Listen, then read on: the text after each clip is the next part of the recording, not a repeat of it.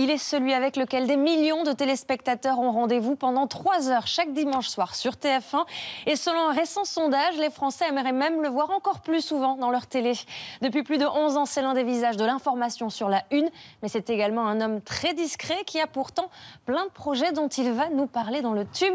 Bonjour, Harry Roselmack, merci d'être ici, bienvenue et installez-vous. Je suis ravi. Confortablement, nous aussi. Vous rassemblez, c'est vrai, sur 7 à 8 chaque dimanche soir, plus de 3 800 000 téléspectateurs en moyenne. C'est énorme et pourtant, à côté de ça, on vous connaît assez peu, vous êtes plutôt discret. Comment vous expliquez cela ? Je considère que ce que je donne aux téléspectateurs, c'est le fruit de mon travail et que ça suffit. L'exposition médiatique, c'est pas trop pour vous ? Disons que c'est pas ce que je recherche, effectivement. On vous verra pas poser en une de la presse People avec enfants et femmes, non, c'est pas votre genre. Non. Depuis maintenant 11 ans, on vous retrouve donc aux commandes de 7 à 8 chaque dimanche soir. C'est une émission bien rodée dont nous avons voulu connaître les coulisses, vous le disiez. C'est Lilia Boussefoul qui est venue vous rendre visite. On regarde. Quelques minutes avant l'enregistrement de 7 à 8, Harry Roselmack nous reçoit dans les loges de TF1. Le maquillage, et tu pourras le confirmer, ça dure jamais très longtemps. Non, pour moi. Non, au minimum. Avant d'entrer en plateau, direction la régie. Comme chaque semaine, le journaliste y réajuste chacun de ses lancements, jusqu'à la dernière seconde. À suivre, un témoignage rare et édifiant sur la réalité de l'embrigadement jusqu'au dernier moment avant l'enregistrement. S'il se passe quelque chose qui a un lien avec l'un des sujets qu'on traite dans l'émission, évidemment, il faut qu'on intègre. Harry Roselmack, un journaliste discret qui depuis 12 ans est à l'affiche du programme phare d'information de TF1. Harry, il est glam, mais glamour avec du fond. Quel est le rôle du journaliste dans cette réussite ? C'est pas simplement un présentateur, il n'est pas là pour passer les plats. Il sait de quoi il parle.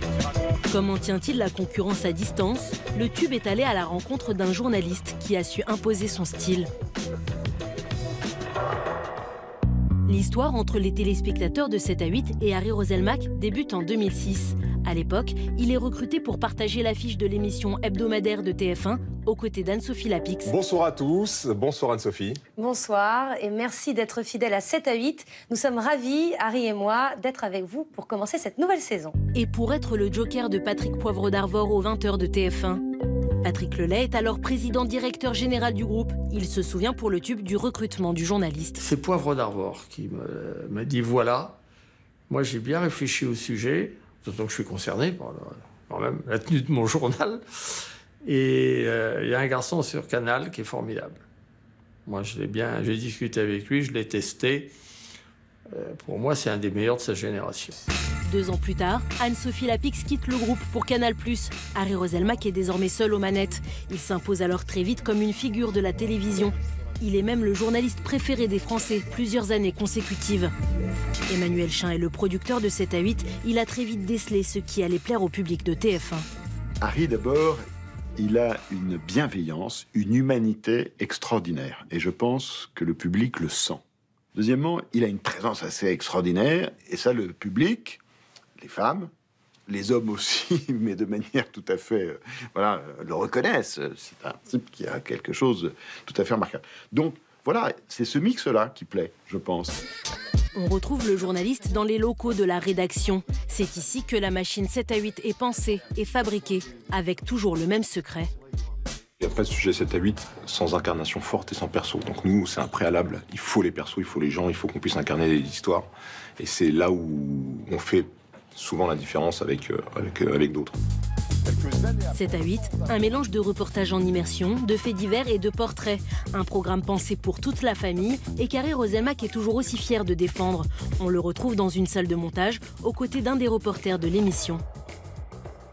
La température aussi entre 28 et 35 degrés toute l'année. Quand je regarde les sujets, tous les jeudis, je rêve, je voyage, je m'émeus. Et tant que ça continuera comme ça, je continuerai à aimer présenter cette émission, à aimer l'incarner, à avoir la foi dans cette émission. Harry Roselmack et 7 à 8, un rendez-vous incontournable. Mais pour le directeur de la rédaction Philippe Pécoul, chaque émission est un nouveau challenge.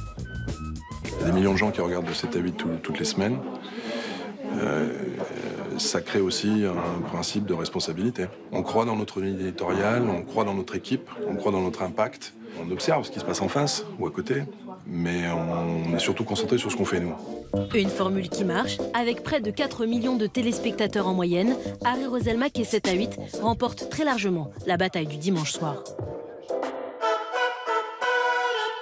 Mais alors, c'est quoi la recette de 7 à 8 ? Il y a des ingrédients à ne pas manquer, je ne sais pas, tant de faits divers, tant de portraits. Comment vous le construisez ? Il y a des sujets d'actualité, il y a des sujets de société, il y a du fait divers, mais il y a aussi de l'évasion, il y a aussi des sujets voilà, qui sont un peu dans l'air du temps et qui sont feel good. Donc voilà, c'est un mix de tout ça avec une façon d'incarner et de raconter les histoires. Des sujets avec des interviews dans les bureaux, c'est pas trop notre façon de travailler. Ce qu'on vient de faire, en gros, c'est pas trop 7 à 8. C'est ça. D'accord, mais c'est le tube. Depuis maintenant 3 saisons, 7 à 8 se décompose en 2 parties. 7 à 8 live dès 17h15, suivi évidemment de l'émission traditionnelle à 18h15. Quel bilan vous faites de ce découpage ? C'est un bilan positif, puisque cette saison, 7 à 8 se porte encore mieux que la saison dernière, et qu'on a une ligne éditoriale assez claire, et je crois que les téléspectateurs le ressentent, entre 7 à 8 live, qui traite de sujets très en proximité, avec la vie quotidienne des Français, et 7 à 8 qui est plus sur du document, sur des sujets d'évasion, et qui nous ouvre plus sur ce qui se passe ailleurs dans le monde. Donc finalement, ça clarifie un peu l'offre de 7 à 8 qui avant mélangeait un peu les deux, et on a un public qui répond positivement. Moi, il y a même des gens qui me disent qu'ils préfèrent 7 à 8 live à 7 à 8 et d'autres l'inverse. Ça marche moins bien, donc, évidemment, on le rappelle, mais ça vous permet d'avoir aussi une rampe de lancement, peut-être pour 7 à 8. Oui, et puis on est leader sur ce créneau qu'on vient d'investir, donc c'est plutôt bon signe. Près de 3 heures d'infos chaque semaine. Vous n'avez pas peur de l'overdose ? Non, je pense pas. Je crois que les Français ont besoin ou envie de cette information magazine qui vient un peu en contrepoint à cette information dans laquelle on baigne à longueur de temps, sur nos smartphones, sur les chaînes Tout Info, et qui est une information plus service, qui va vite. Et je crois que ce moment de recul, là, il fait du bien aux gens. Donc je ne pense pas qu'il y ait d'overdose à craindre. Un récent sondage Téléstar paru la semaine dernière l'indique. 23,5% des Français interrogés souhaiteraient vous voir plus souvent à la télé cette année. Vous arrivez en 5e position de ce classement. Ça vous fait quoi ? Oui. C'est bon pour le replay, j'ai envie de dire. Non, mais ça me fait plaisir. Mais ce que je fais, je l'ai toujours... j'ai toujours fait mes choix professionnels en fonction de ma conscience, de ce que j'ai envie de développer, et de mes tripes et de mon cœur, jamais en fonction des sondages. Donc un sondage, pour moi, c'est un résultat, c'est une conséquence, et ce n'est pas quelque chose qui me fera prendre telle ou telle décision. Donc voilà, Ça veut dire que les Français qui veulent vous voir plus souvent que le dimanche soir, ça ne va pas vous pousser à venir plus souvent à la télé, non, à demander un autre rendez-vous ? J'irai plus souvent à la télé si j'ai envie de proposer une idée qui est acceptée par ma direction. On retourne sur le dimanche soir. Vous avez de sérieux concurrents à la télé. Il y a évidemment Xavier Dumoulin avec 66 minutes, peut-être votre principal concurrent d'ailleurs sur la 6. Et puis désormais, Laurent Delahousse sur France 2 avec 19h dimanche. Il n'y a pas embouteillage ? Je pense que chacun a une place pour l'instant. Et nous, on va faire en sorte de garder la première et de garder un peu la distance avec Xavier et Laurent. Vous regardez vos concurrents, notamment 66 minutes. Je le disais, c'est peut-être l'émission qui vraiment vous ressemble le plus. Vous scrutez le contenu, vous prenez des notes ? On assume notre ligne, on assume ce que l'on fait et on ne fait pas les choses en fonction de ce que font les autres. Peut-être que l'inverse est vrai, ce serait flatteur, mais nous, en tout cas, on sait, avec cette expérience, cette longue expérience de 7 à 8, ce qui convient à nos téléspectateurs et ce qu'on veut aussi leur apporter. Et quand on décide de faire ce sujet, on ne se dit pas qu'est-ce qu'il y a en face, on décide de le faire, on le fait au mieux.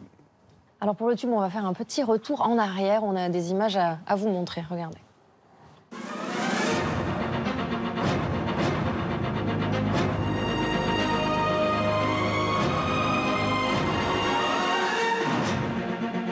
Bonsoir à tous, voici les titres de l'actualité de ce lundi.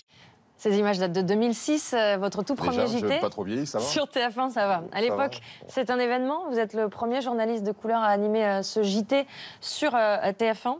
12 ans plus tard, on en est où de la diversité à la télé ?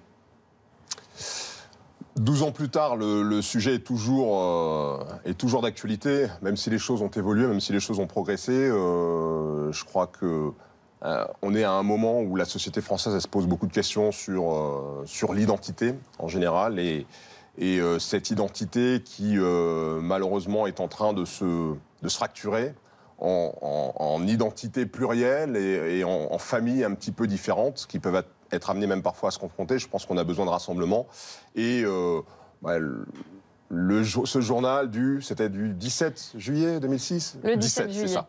Bonne mémoire, très bonne mémoire. Je crois que c'est des moments qui permettent aux gens et aux Français de se rapprocher. Parce que lorsque vous battez en brèche des idées reçues, alors qu'elles viennent d'une majorité, qu'on va dire blanche, qui pense qu'un noir n'est pas capable de présenter un journal comme les autres, ou que ça vienne des minorités, on va dire, incarnant la diversité de ce pays, qui pensent que ce type de fonction n'est pas faite pour elles, ça permet de rapprocher les points de vue. Et moi, je crois que c'est l'une des choses dont je suis le plus fier. Alors, c'est pas ce que je recherchais. J'ai pas accepté la proposition de Patrick Lelay qu'on a vu tout à l'heure, et ça m'a fait bien plaisir, pour ça. Mais c'est une conséquence. Le symbole était important et vous le saviez. Alors, vous parliez tout à l'heure du mot fracture, c'est justement le titre de votre film. Voilà, on parlait de ces projets. Votre premier long métrage sortira dans le courant de l'année 2018, l'automne 2018, c'est ça. Ouais. Ça s'appelle donc Fracture. Vous avez bien voulu nous donner quelques petites images pour le tube. On va regarder ce que ça donne. C'est très court.